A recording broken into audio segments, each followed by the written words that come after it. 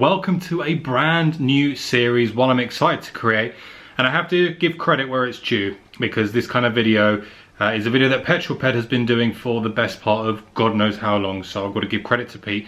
But equally, it's a chance for me to be able to create a very simple video. It will allow me to still produce a number of videos a week, give us a chance to engage, and I'm going to tell you exactly what this series is. It's called Life of Stef. And in Life of Stef, we're going to break the video down into 3 parts. The first part will be on car news and what's been going on in the last 7 days in the car world. The second part is a 7-day snapshot of my life and the stuff that I've been doing in the last 7 days, and whether that's car related, non-car related. It's a chance for me to be able to share with you guys everything that's been going on. And the third and final one is a subscriber story of the day, where I'm going to be asking you guys a question and the best comment will get a shout out in the next week's video. So yeah, Pete, thank you so much for this inspiration, and yeah, if you don't follow Petrolped, make sure to do. So let's first start off with the car news. So what's been happening? We've seen in Europe the Alfa Romeo Giulia Quadrifoglio model year 2020 has been announced. Alfa did a presentation last week and they shared to the world in Europe anyhow what the new Giulia and Stef MY2020 would be like. One of the first things I have to say is the colour selection. The new colours that we get from the Giulia Quadrifoglio is, in my opinion, stunning. Now, there's 2 colours in particular. One that I haven't seen photos of just yet, but I'm really excited to, and that is the Orca Yellow. The other one is Montreal Green. Now, this is a colour that I am very, very much a fan of. I think it looks stunning, and I think on a Quadrifoglio it looks even better. Now, with regards to model year 20, the kind of real big changes that we see are around the level 2 autonomous drive with traffic and highway mode. The other element as well is a much needed infotainment system update. One of my biggest criticisms of the car, they finally resolved that, which is fantastic. You get things such as drag race times as well in it. It's cool. And obviously the widgets that you have in almost similar to your mobile phone. They've also made a couple of changes to the steering wheel on the Quadrifoglio, so no longer have we got a full kind of carbon fiber wheel. We've got a limited carbon bit in the middle with the Quadrifoglio logo, and that's obviously because of the level 2 autonomous driving that we need to effectively factor into the wheel. So for me, model year 20 is going to be a very exciting car. I can't wait to see that out on the streets, and also I can't wait to drive that. So hopefully, fingers crossed, once Alfa Romeo get the press teams back in place, and the press launches start up again, then hopefully I'll be able to bring you some pretty cool content on me driving that car. The next thing I want to talk about is the price shock of the Alfa Romeo Giulia GTA and GTAm. This is crazy in my opinion. I know these are limited runner cars, there's 500 of each, but the prices that these are going for at the moment is unreal. So check this. So the GTA has been announced over in Italy with pricing of 140,000 euros. That equates to around about 125,000 pounds. The GTAm is priced in at 147,000 euros, which is the equivalent of 130 grand. Now, when you start to chuck in Italian tax or the sales tax and all the stuff that comes with it, the prices go up even higher. And we're looking at prices of 175,000 euros to 180,000 euros. That is the price of 2 Giulia Quadrifoglios. That is a lot of money for a car. I mean, don't get me wrong, it is a beautiful car. I think it's stunning. I love the fact that we've got Formula 1 technology in the GTAm. The styling is incredible. We've got a bit of a remap chucked in there as well to push the power to 540 odd horsepower. We also get the fact that 0 to 60 is reduced to around 3.6 seconds. We've got carbon everywhere, but it is a lot of money, guys. Now, of course, it's 100 grams lighter, which meant they've used more and more carbon fiber in this car just to enhance the performance of it. But if you just take a price point, a 2018 Porsche Turbo S costs you 150,000 euros. That's to give you some kind of perspective of how much these cars are going for. I mean, it is ridiculous, the price of it, but I still think it's one of the most beautiful cars out there, and I still absolutely love it. But I can't help but feel that a Giulia GTAm is going to be just nothing more than a dream for a lot of us. Now, of course, it's very difficult for me to give a proper opinion right now because I've not physically seen the GTAm in person, nor have I driven it. But there's an argument to say that if you still want that kind of prestige uniqueness, should you not just go and buy a Giulia Quadrifoglio N-Ring? Question.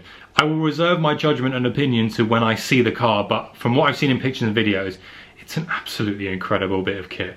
On to the 7-day snapshot. What's been going on in my life in the last 7 days? Well, I managed to get the 4C out for a drive. You guys saw that last video. It was 7 weeks since I got that car out. That was really good fun. It was incredible to charge the batteries on it, just enjoy that car for what it was. It was also a very, very nice warm day, so I had the windows down and the car just echoing off the walls around the streets near where I live, and it sounded incredible, and it is amazing. But one thing was for sure is that the car was absolutely filthy. I hadn't really cleaned it for a pretty long time. It had cakes of dirt everywhere, as you guys would have seen from that video. So this week I spent a bit of time cleaning it. I went to town on the 4C. I did a full clay bar polish, and then obviously finished it off with some autoclim super resin, and it came out incredible. It came out absolutely stunning, and it's now got some nice protection in for the summer. So when eventually it does sell, the new owner has a car that's protected. And yeah, I know so many of you guys said in the comments that you don't want me to sell the car, but the 4C is going. I went to Goodwood. I jumped in the Giulia Quadrifoglio, needed to charge the batteries a little bit, and we drove from here all the way to Goodwood. I went with a few friends. We did some social distancing and just enjoyed driving, and that is a full video which will be coming to the channel next after this one, so I hope you enjoy that. On top of that, there were some pretty tasty cars out and about. There was an amazing Audi RS5 which I think had a straight piped exhaust on it. The noise from that thing was just insane. In other news, I spent a lot of time this weekend doing the garden. I can't get over my hair, flipping out. I spent a lot of time this weekend doing the garden, cleaning out the shed. I did a lot of kind of hedge trimming because the garden's kind of overgrown itself quite a bit, if I'm honest with you. It's really nice that we've got a kind of mature garden which makes the enclosing quite private. I love that, but equally if you don't tend to it, then it gets a bit out of control. So I did a lot of time in the garden mowing and just making it look a lot nicer than it is now. And also, if you follow me on Instagram, the random cat is back. This guy is back all the time. Literally every day around the same time, this guy turns up at my front door or at the windows and just sits outside. Now, I'm pretty certain that the previous homeowner would kind of either leave the doors open, let the cat in, feed it. I'm certain that the cat isn't theirs and they abandoned it because, or maybe it is.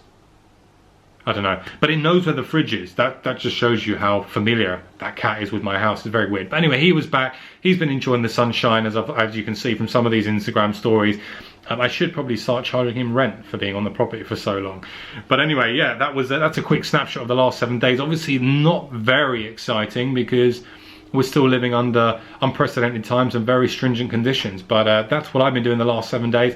And on to the subscriber story of the day. Now, we don't actually have anything from last week, so I can't really share anything from last week, but what we can do is start the ball rolling so that you guys can give me information in the comments below of what's the best thing that you guys have done in the last 7 days. It can be car related, it can be anything related. The best comment, put it in the comments. The best comment will get a shout out in next week's video along with the next question.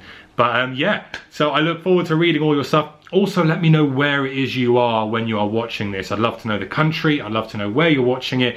It gives a really good sense of, it gives me a good sense of where you guys actually are, because I've got 36,000 of you subscribed, but I have no idea where the bulk of you guys are. I hope you've enjoyed this new intro to Life of Stef. It's something different. I'm going to enjoy making these because one, it's a very easy edit for me, and two, it's a chance to share some of the stuff that I can do in more raw format rather than in a full video, and also gives me a chance to share what's coming up in the next video. So next video coming up is the Alfa Romeo Giulia Quadrifoglio, and it's a cool one. Anyway guys, I hope you've enjoyed today's video. Make sure to subscribe for plenty more content. I would love to have you guys follow me, support me, and I'll see you all very soon on the next video. Thanks for watching. Bye bye.